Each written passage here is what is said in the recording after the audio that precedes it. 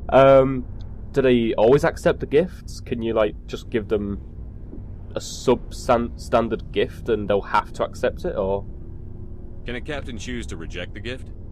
That doesn't happen often. Most captains are eager to increase the size of their crew. It increases their own standing in our society. Even when a gift is not particularly valuable, the captain usually accepts it out of a sense of tradition. However, there is a stigma to presenting a substandard gift. It's not the best way to make a good impression on a new community. Most pilgrims don't return until they find something worthwhile. Sounds dangerous. I can't believe they just send you off alone. It's not like they just cast us out. Before we leave, we are given lessons in how to survive outside the flotilla, and given gifts to help us on our journey. We also receive implants to fight off sickness and disease. Generations of living in an isolated and highly controlled environment have left our immune systems weaker than most. By the time we leave the fleet, we are well equipped for the pilgrimage. This is a rite of passage for all Quarians. If it were dangerous, our numbers would suffer. Virtually every pilgrimage ends with a triumphant return and the ritual presentation of the gift to one of the fleet's captains. I kind of like the sound of that. It reminds me of, I can't remember what it was called, but it was something from, I watched on History Channel, like, when I was a little kid, about, Spartans being sent on something like that. They had to go out and survive in the wilderness, I think. I kind of liked the idea of that. It's cool, at least, you know, like, ensures that every member of the society is, you know, well-trained, or at least has some kind of survival capabilities. It's a cool idea. Anyway, let's change topics. I want to talk about something else. Like what? The Quarians, tell me more about your people. Tell me about your people. Our lives aren't easy. Resources are scarce, and we are constantly on the move. Everything we do must in some way contribute to the continuation of the migrant fleet. There are 17 million Quarians in the flotilla, and each of us relies on the others for survival. The bonds among my people are strong. Unfortunately, we have had to surrender many of the freedoms and civil liberties other species take for granted. Really? Like what? What kind of freedoms? Well, it's illegal for parents to have more than one child. If our population grows too much, it would strain our resources to their breaking point. Of course, we also can't allow our numbers to become too few. If our population is in decline, the rule against single births is temporarily repealed. That kind of makes sense. In extreme cases of population decline, incentives are even offered to encourage multiple births. Though the Conclave hasn't had to take such measures in nearly a century. That's kind of like what the Chinese government does now. What's the Conclave? That's your government. Oh, okay. The Conclave is our civilian branch of government. Each ship can elect a representative to serve on the Conclave and make decisions that affect the fleet as a whole. On matters that affect an individual ship, however, the captain has the final say.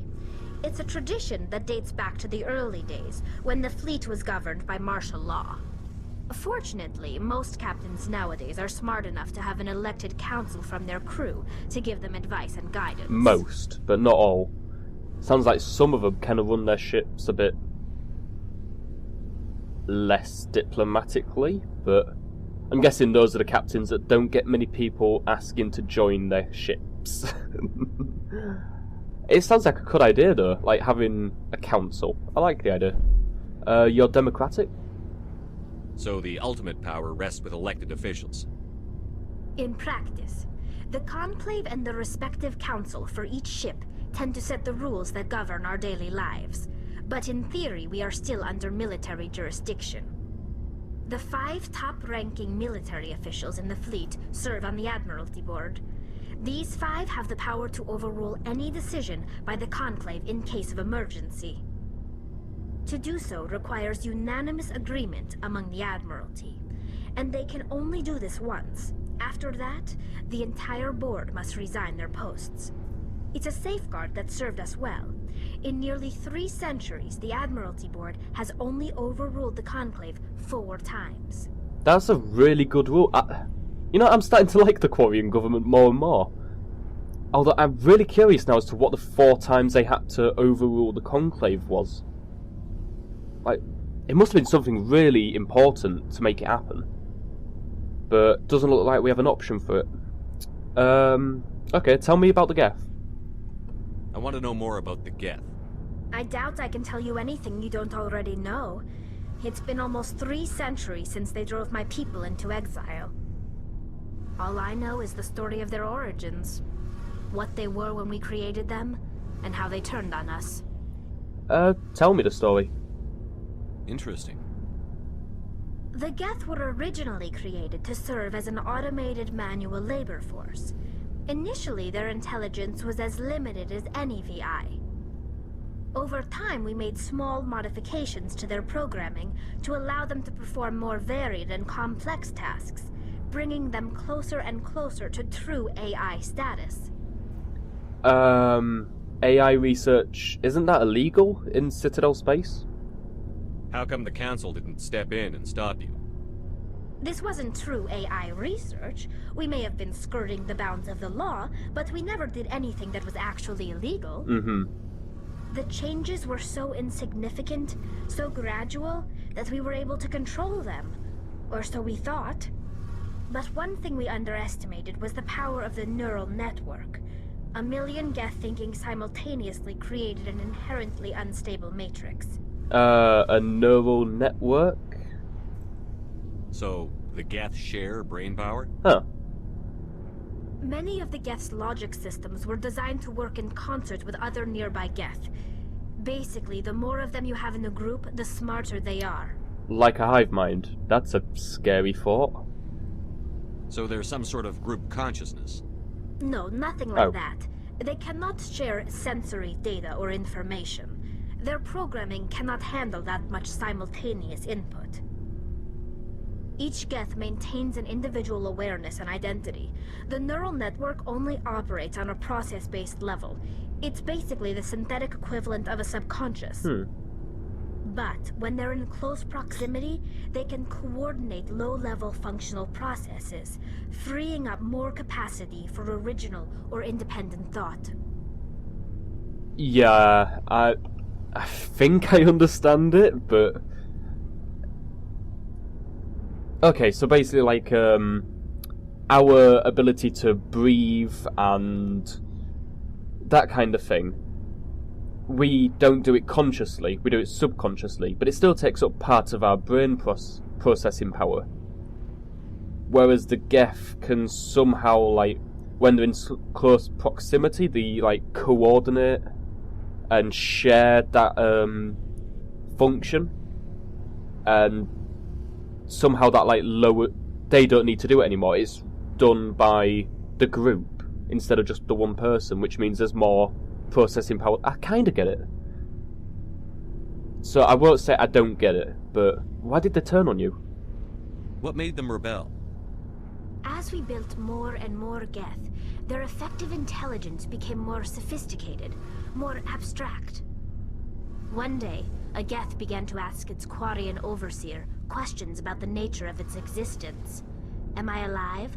Why am I here? What is my purpose? As you can imagine, this caused a near panic among my people. Why would that cause you to panic? It was asking a question. I don't see what's so bad about those questions. Yeah. The Geth were created to engage in mundane, repetitive, or dangerous manual labor. That's fine for machines, but it won't satisfy a sentient being for long. Tell that to miners, they do it for a The Geth living. were showing signs of rudimentary self-awareness and independent thought. If the Geth were intelligent, then we were essentially using them as slaves. It was inevitable the newly sentient Geth would rebel against their situation. We knew they would rise up against us, so we acted first. A general order went out across all Quarian-controlled systems to permanently deactivate all Geth. The Geth responded to this order violently. So you attacked them on the idea that they might one day attack you. Okay, Quarians, your government you know, raise my opinion of you. Now it's sliding back down. Come on, stop this. Stop what are you doing? They only defended themselves. You can't blame them for fighting for their survival. We had no other choice. The Geth were already on the verge of revolution. By acting quickly, we had a chance to end the war before it Yeah, began. but you didn't know they were going The to. hope was that most of the Geth would still be little more than machines, incapable of organized resistance. But they had progressed much further than anyone anticipated. The war was long and bloody. Millions upon millions of Quarians died at their hands. In the end, we were forced to flee our own homeworld. We feared the Geth would pursue us, but they never came beyond the Veil. Now we drift through space, exile searching for a way to reclaim what was once ours. I do kind of... You didn't know that the Geth... You couldn't know for certain that the Geth were going to attack you. It was just a preemptive attack against a possible threat. That's not nice. Bad Quarians, you don't do that. So I'm not gonna say serves you right, because that's horrible. But goodbye. I should go. See you later. Bad Quarians. Oh, hey, Engineer Adams. Hey, Commander, you know that Quarian, Tally? She's been spending all her time down here asking me about our engines. Oh, sorry, is she bothering you? I'll tell her to leave you alone. What? No, she's amazing. I wish my guys were half as smart as she is. Give her a month on board and she'll know more about our engines than I do. She's got a real knack for technology, that one. I can see why you wanted her to come along. She's useful, yeah. Seems to be quite smart. I figured she'd be a real asset to the team. You got an eye for talent, Commander, but I'm guessing that's not why you came down here. Yeah, let's ask about the stealth system. Fill me in on the IES stealth systems. How does it work exactly? You can't hide a ship out in space. They emit too much heat and radiation, too easy for sensors to pick them up, unless you find a way to capture those emissions. So our stealth systems trap the energy we give off in storage sinks built into the ship itself. No emissions to give away our location. Eventually the sinks have to be vented. More than a few hours silent running and they overheat. Cook us inside our own hull. So it's less like a invisibility cloak, but more like a wearing tinfoil to I can't remember what it is. It's an old like crime movie where they break out of a prison that's got heat sensors by covering themselves in tinfoil so it doesn't detect their body heat. It's kind of like that. That's a good idea. So we're invisible. There's no way for anyone to detect us? A visual scan can still You pick mean us looking up. out a Anyone window? Looking out a window can see us plain as day. But you have to be pretty close to get an actual visual out in space. Most vessels rely on scanners. As long as the stealth systems are engaged, they can't see us. Not unless we accelerate to FTL speeds. FTL gives us away?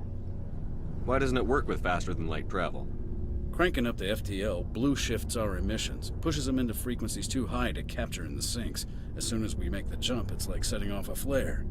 Sensors can pick up our location whenever we enter or exit FTL flight, but for short-range missions, our stealth systems are amazing, and we've got the only one.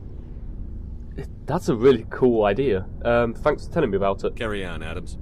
Aye, aye, Commander. That is a really cool idea. Okay, let's quickly go and have a look at the requisition officer. See what he's got. Hey, Commander. Looking for some extra supplies before you head out? What have you got? Whatever you want. Armor, weapons, mods.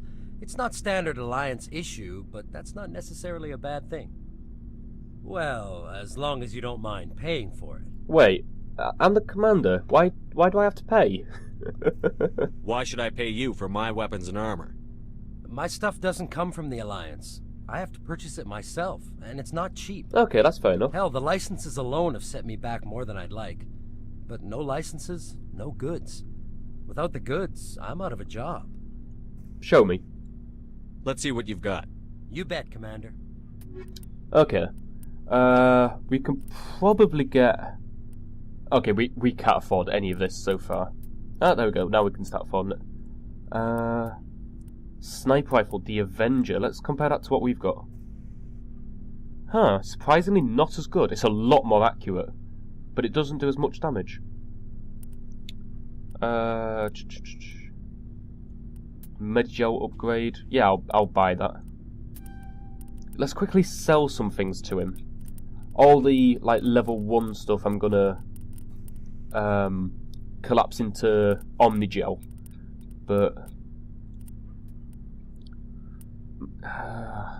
you know, I'm kind of tempted to even do that to the level 2 stuff, because this just isn't selling for anything. Like 100 credits, 24 credits. Yeah, I think I'm gonna save my money. In fact, let's quickly go and do that now.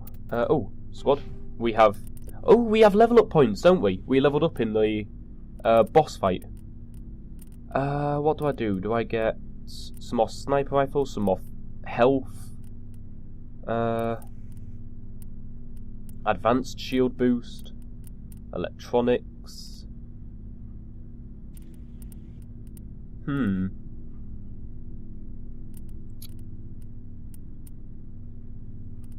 I don't know, actually.